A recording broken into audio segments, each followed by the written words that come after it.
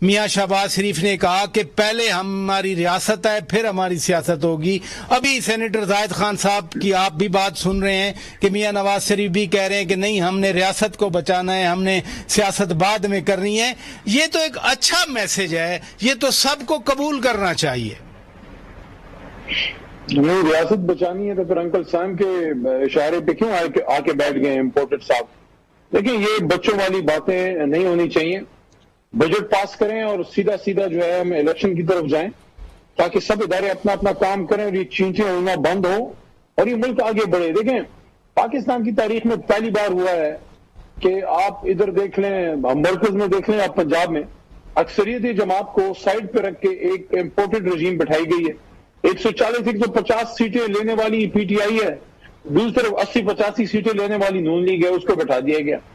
اب ٹھیک ہے یہ آرٹیفیشلی بھی ہو جاتا ہے, پاکستان میں کوئی نئی بات نہیں ہے, لیکن اتنے لیول پہ یہ جو سارا کچھ ہوا ہے, آپ مجھے یہ بتائیں پاکستان یہ تجربے کیے ہیں, یہ ہوئے ہیں اس ملک میں تجربے ہوئے ہیں, لیکن جب آپ پاپولر لیڈرشپ کو دیوار سے لگاتے ہیں, یہ خود زاہد خان صاحب سے پوچھیں اور یہ چٹان صاحب بھی بیٹھے ہیں, مجھے تو نہیں سمجھ آتی یہ یعنی کہ جو ان کی بھی جماعتیں سیاسی تربیت گاہیں ایک زمانے میں رہیں, ان سے پوچھے ولی خان صاحب کے ساتھ اس ملک میں کیا ہوا, پوچھے زاہد خان صاحب سے کیا ان کو غدار نہیں کہا گیا, اور پوچھے یہ چٹان صاحب سے ان کے لیڈر جو ہے وہ پھانسی نہیں چڑھے, ان کا گناہ کیا تھا, آئین پاکستان دیا یا انہوں نے جو ہے پاکستان کو نیوکلیر پاور بنایا یا انہوں نے قادیانیت کے خلاف لاء بنایا, اسلامزم کی بات کی. تو آپ مجھے بتائیں وہ ایک پاپولر لیڈر تھا, اس کو دیوار سے لگایا گیا. آج ملک کا سب سے پاپولر لیڈر جو ہے اس کو ایک آرٹیفیشل رجیم کا شکار کر کے باہر بٹھایا گیا ہے. ویسے میں علی خان صاحب آپ کی بات میں بڑے غور سے, آپ کی بات یقیناً میں سچی بات ہے بڑے غور سے سن رہا تھا, لیکن میرے ذہن میں وہ 2014 آ رہا تھا, پھر 2018 بھی آیا. یہ جو آپ حقائق بیان کر رہے ہیں یہ 2014 میں بھی تھے آپ کی پارٹی کے پاس, آپ کے ذہن میں, آپ کے لیڈرز کے ذہن میں؟ کراچا صاحب دیکھیں وہ کیا کہتے ہیں کہ تو ادھر ادھر کی نہ بات کر, یہ بتا یہ قافلہ کیوں لوٹا. تو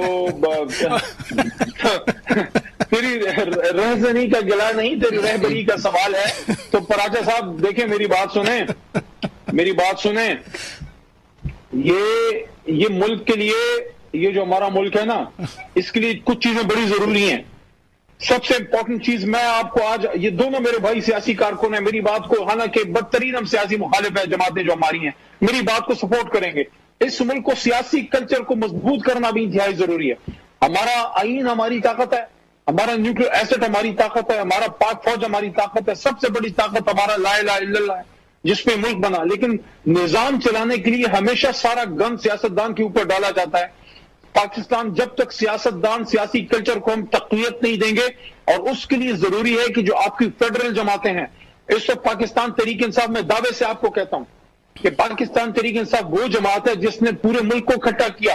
کہ آپ نے یہ خیبر پختونخوا میں یہاں پہ بڑی باتیں ہوئی, یہاں ماضی میں یہاں پختونستان کی بھی باتیں ہوئی, پی ٹی ایم بھی جس طرح آئی, پاک فوج یا ریاست کے خلاف ایک بیانیہ وہاں کھڑا کیا گیا, تو سب کا توڑ کیا پی ٹی آئی نے. سندھو دیش کے خلاف بات کی پی ٹی آئی, سندھ سے بھی ووٹ لیتی ہے, کراچی سے ووٹ لیتی ہے.